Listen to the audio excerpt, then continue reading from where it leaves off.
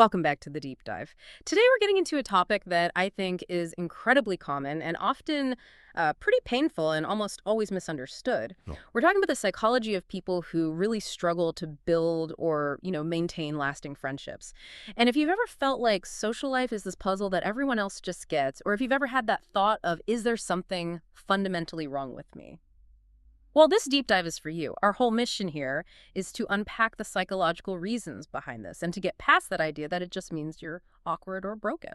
Right, and that underlying fear, that feeling of being broken, that's what we have to dismantle first. Because what our sources show is the people who struggle socially are often they're profoundly misunderstood. Misunderstood how? Well, they aren't avoiding people because they dislike them. They're avoiding interactions that feel, inauthentic Yeah. or just exhausting. The truth is, for some people, the whole social landscape just feels heavier. It's more complicated. It takes so much more energy than it does for most. We're talking about deep-seated cognitive differences here, not just shyness. Okay, let's unpack this then. Based on the sources, we've got 9 core psychological mechanisms that sort of combine to create this social profile. We're going to start with what we're calling the non-negotiable filters. Which are really about self-preservation at the end of the day. The first one is a big one. You just can't stand fake people. And this isn't a simple preference, right? It's like the brain has this instant filter for insincerity, for gossip, for manipulation. It's an involuntary reaction A little bit. because it's tied directly to self-awareness. Ah. What the research shows is that as you become more self-aware, you really understand your own values, your feelings, your boundaries, your brain starts to register inauthenticity as like a threat, or at the very least, a massive waste of energy. So if you know who you are, watching someone else pretend, it just grates on you. It creates this cognitive friction that is genuinely irritating. So you'd rather be alone and have that inner peace than, drain your energy pretending to enjoy it. I never thought of it like that. It's not a moral judgment so much as neurological self-preservation. Precisely. And that filter leads right into the second trait, which is you crave real connection, not small talk. Small talk. Right. The weather, the traffic, it just doesn't engage a mind that's wired for depth. That makes so much sense. It explains that feeling of being in a packed room but feeling completely invisible. Yeah. Because if your standard is talking about purpose or big ideas or real feelings, then the usual party chatter just doesn't even register as a connection. It's an intellectual and emotional misalignment. I mean, your mind is wired to seek out those deeper engagements. When you're forced into shallow conversation, it's not just boring. It can feel agonizing. Because you're spending all this energy for zero reward. Exactly. No emotional reward at all. It feels less meaningful than just sitting in silence or reading a book. So it's not that you're bad at socializing. You're just wired for these really rare, meaningful interactions. And until you find that, silence feels safer. Silence is safety. And this is a great transition from those internal standards to the internal mechanics, the parts of the mind that actively create distance to protect you. And this is where it gets really interesting, how the brain actually processes social cues. So trait number 3, you overthink every single social interaction. And I want to ask you, the listener right now, do you find yourself replaying conversations in your head? Not just for hours, but maybe for days. That replaying, that's the classic sign of what we call hyperconsciousness. That high self-awareness we were just praising, well, here's where it can kind of turn against you. How so? Instead of just relaxing into a conversation, your brain switches into this full-on risk analysis mode. It's evaluating your own tone, every tiny shift in the other person's body language, every micro-expression. Wow, that sounds completely exhausting. It's like trying to have a casual chat while also writing a thesis on it in your head. It is. It creates enormous pressure. The internal social auditing never, ever stops. You are both the person talking and this meticulous, merciless internal critic at the same time. So is this something you learn, or is it biological? It's often a bit of both. There's some evidence that suggests a more sensitive nervous system to begin with, but it's definitely reinforced by past experiences. Yeah. And that leads right into the consequences of all that processing. The fear of exposure. Exactly. Which brings us to reason number 6. Fear of judgment holds you back. Because you're so hyper-conscious, the pressure to seem perfect, funny, smart, likable, it just causes you to freeze up. And again, this isn't just being shy, this is risk management. It is 100% risk management.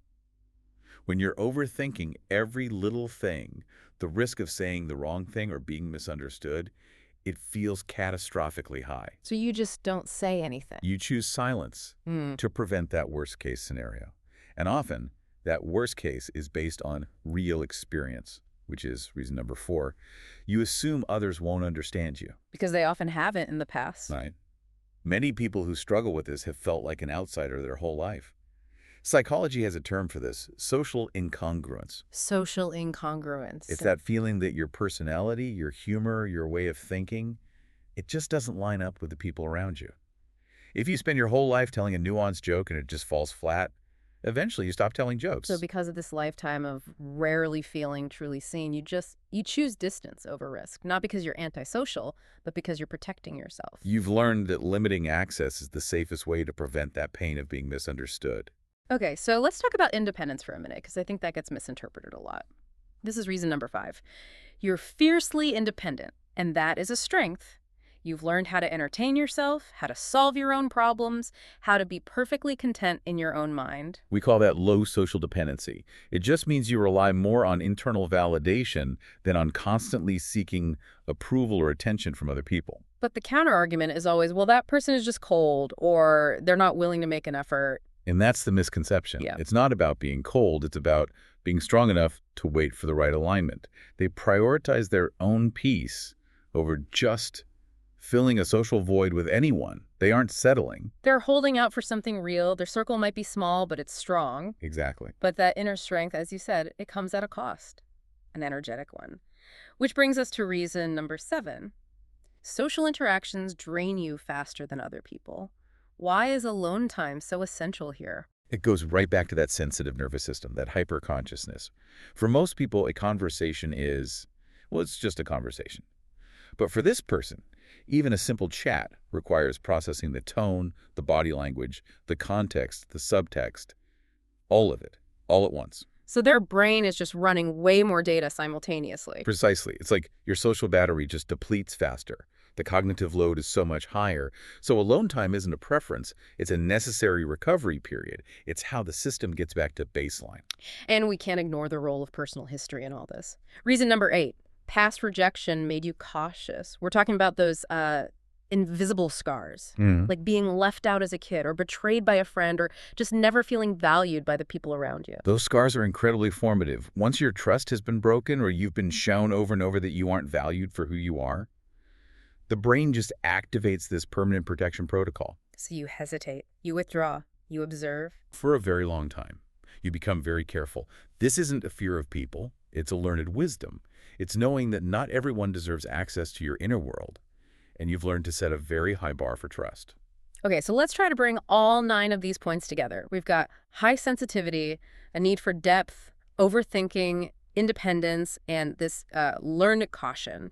And while all of that makes finding friends harder, it also leads to a really profound positive outcome, which is the final point from the sources. Reason 9, you have a rich inner world. That's the bottom line. That is the true payoff. Yeah. This person notices details others miss. They think critically. They feel things intensely. Because they aren't wasting their time and energy on shallow interactions. They are constantly cultivating this sophisticated internal landscape, a place full of ideas and passions. So struggling to make friends doesn't mean something's wrong with you. Not at all.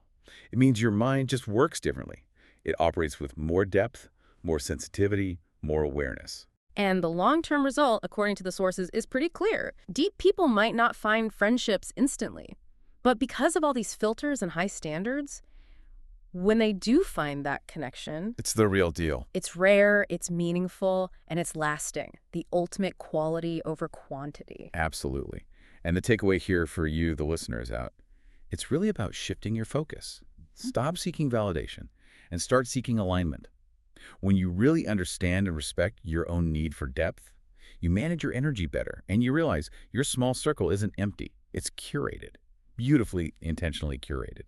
So what does this all mean for you? If you recognize yourself in these traits, just know you aren't failing at friendship. You're wired for deep connection. And that just requires a more patient search in a world that often rewards, speed over substance. And I'll leave you with a final thought to mull over, one that builds on this idea of the hyper-aware mind.